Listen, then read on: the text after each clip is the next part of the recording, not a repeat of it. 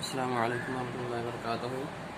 احسن اردو کی 8ویں کتاب، جن میں زبانی مشق کا جو دیا گیا تھا، صحیح تلفظ، اکثیر، گلستہ اور کٹی، جھونپڑی، عجب، درجہ، شکر، ان کو بتا دیا گیا تھا کہ ان کو آپ یاد کر لیں۔ اب شروع ہوتا ہے یہاں سے، سوچئے اور بتائیے۔ راحت کی زندگی کس طرح حاصل ہو سکتی ہے؟ دنیاوی ساز و سامان سے یا سادگی سے؟ سادگی سے حاصل ہوتی ہے۔ کیا شکر الہی ہو کیا شکر ہو الہی سے کیا شاعر کی کیا مراد ہے؟ تو شاعر کی مراد یہ ہے کہ خدا تعالیٰ کا شکریہ کیسے ادا ہو سکتا ہے۔ ان کی نعمات کا تذکرہ کرتے ہوئے انہوں نے یہ کہا تھا۔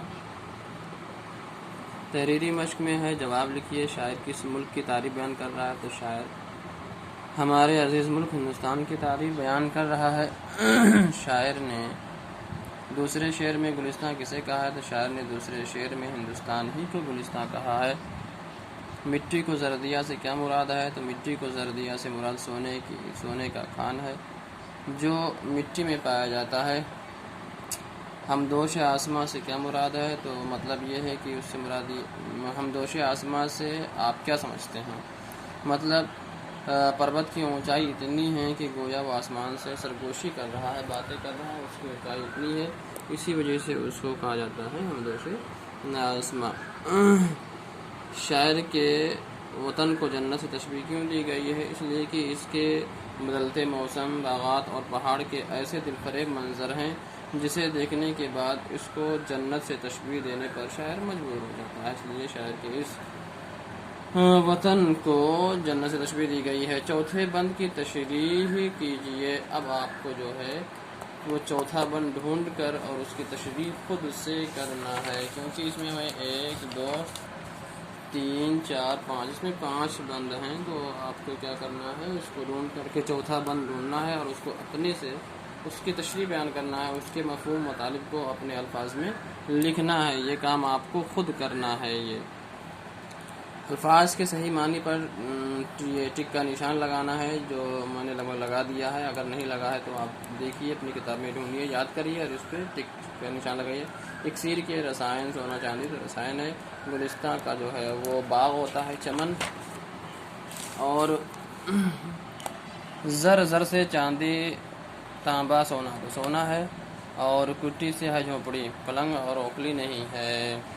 یہاں ہے کالم الف کے مصروں کو کالم بے کے مصروں سے ملائیے۔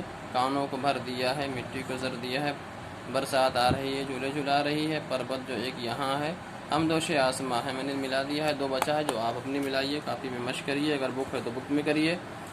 ہم قافیہ یعنی ہم آواز الفاظ کے لکھیے، جیسے جہاں، کہاں، بھر، زر، اس طرح 2 الفاظ آپ کو بھی اپنے سے لکھنے ہیں۔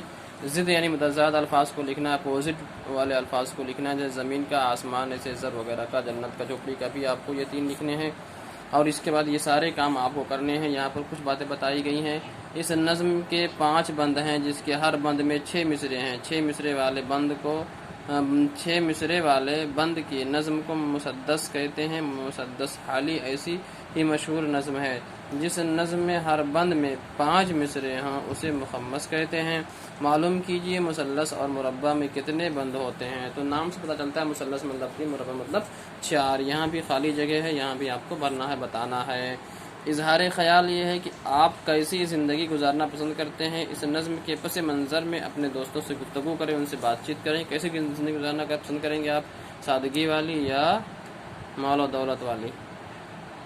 عملی مشق ہے، سادگی میں جو مزہ ہے وہ عیش و عشرت میں نہیں ہے۔ اس پر 50 الفاظ کا ایک مضمون لکھنا ہے۔ آپ کو ایک ٹاپک دی گئی ہے کہ سادگی میں جو مزہ ہے وہ عیش و عشرت میں نہیں ہے، آرام سکون کی زندگی میں نہیں ہے، مال و دولت والی زندگی میں نہیں ہے۔ تو سادگی میں جو مزہ ہے وہ عیش و عشرت میں نہیں ہے۔ 50 الفاظ مطلب ورڈ کے لکھنا، جو قریب 1.5-2 صفحے میں ہو جاتا ہے۔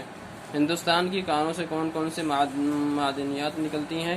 ہندوستان کے نقشے پر دکھائیے کہ وہ کن علاقوں سے حاصل ہوتی ہیں۔ ہندوستان کے نقشے پر مختلف کانوں کی تلاش کیجیے جہاں سے معدنیات نکلتی ہیں،